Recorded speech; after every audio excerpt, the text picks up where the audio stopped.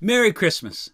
Today I want to talk to you about Christmas love and speak to you from a familiar verse, John 3:16.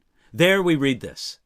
For God so loved the world that he gave his only begotten Son, that whoever believes in him should not perish, but have everlasting life.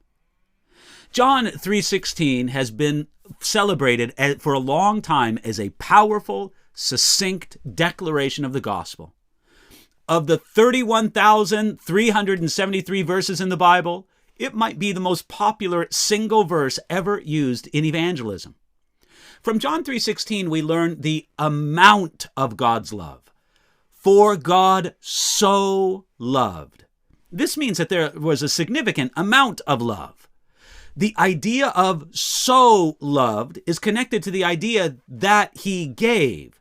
There is a cause and effect relationship. He only gave what he gave because he loved so much. A gift at Christmas shows love if it costs something. One of the best Christmas gifts I ever received was a blue sweater knitted by my wife Ingalil before we were married. Now, one might for a more expensive sweater other places, but my blue sweater cost something. It cost a great amount of time and love that Ingalil spent knitting it. It was precious to me. We also learn from John 3:16 the object of God's love.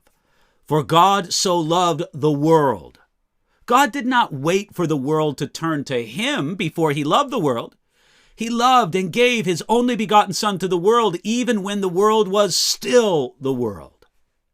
What Jesus told Nicodemus in John chapter 3 verse 7, you must be born again, refuted the popular idea at that time among the Jews that the scope of salvation was just for the Jewish people. Jesus says in John 3:16, for God so loved the world. Many Jews in that day didn't think that God loved the world. They thought that God only loved them. The universal offer of salvation and life in Jesus was revolutionary. We also learn the expression of God's love. He gave his only begotten Son. God's love didn't just feel for the problems of a fallen world. God did something about it. And he gave the most precious thing to give, his only begotten Son. Real love, Christmas love, is all about giving. We also learn from this the recipient of God's love. Whoever believes in him. God loves the world, but the world in general does not receive or benefit from that love until it believes in Jesus, the gift that the Father gave. And look, when it says believes in, that means so much more than intellectual awareness or agreement. It means to trust in, to rely on, and to cling to. When we trust God and rely on him, we benefit from his love. John 3:16 also teaches us the intention of God's love should not perish. God's love actually saves men and women from eternal destruction.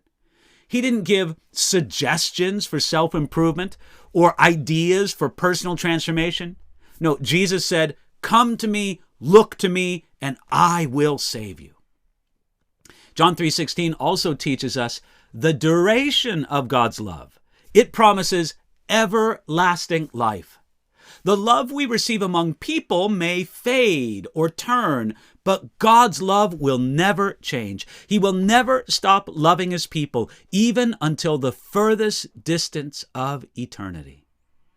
We might say that there are 7 wonders of John 3:16. God, who is the almighty authority, so loved the world, which is the mightiest motive, that he gave his only begotten Son, which is the greatest gift, that whoever, which is the widest welcome, believes in him, which is the easiest escape, should not perish, which is the divine deliverance, but have everlasting life, which is the priceless possession. What do? Well, it's simple. We need to receive this love, and we need to respond to this love.